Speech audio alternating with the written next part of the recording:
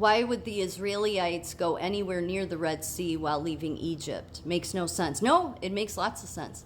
It makes a lot of sense. So one of the reasons God took them the long way, God had Moses take them the long way, is one, if they would have went straight through Canaan, okay, that's where the Canaanites are. Everybody knows what the Canaanites were involved in. They worshipped Baal. So if they would have went through Canaan, they would have been met immediately with having to go to battle. And God figured that if they went that way, then it would cause many of them to be afraid and run back to Egypt, to Pharaoh, run back to their slavery. So God took them the long way, building them up. You sort of like the Marines do. You know, they break you down to build you up so then when you're ready to go into battle. Because they did have to battle, but later. They spent a lot of time in the wilderness. Yeah, because they complained a little too much. That's why Exodus is the longest book ever. Because they just keep making the same mistake that we all do to this very same day. So God just keeps them in the wilderness longer. But God always has a reason for you having to suffer some. There is. It's just most people want to bitch and complain about their suffering, right? And although God, I believe, tolerates a little bit of that, it becomes to a point where God says, hey, no, yeah, buck up. You can handle this.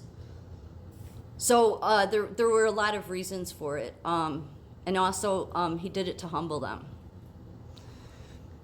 And one of the most important reasons he went that way was this, the Red Sea moment. The biggest, one of the biggest moments in the Bible. Because it was a chance that God was going to destroy the enemy because Pharaoh's thugs were chasing them. So they all died because as soon as the Israelites and Moses got to the other side, boom, the water came back and killed them and their horses. And so God, was killing two birds with one stone, really, because this was the moment where the Israelites realized, no, we're not just following this Moses guy that's saying that he's hearing from God. Like we now know it. We see. It was God letting them know. Yeah, you went through this. It was a tough journey for you. That's some of the tribulation I put you through. Not deliberately. It's just what we do as mankind. But my point is there was a reason, just like everything, that God took them this way. So in this moment, he was able to not only destroy the enemies that were chasing them, but also show the Israelites that he was with them the whole time. So, and then I just wanted to show this. This is, a map of the Middle East.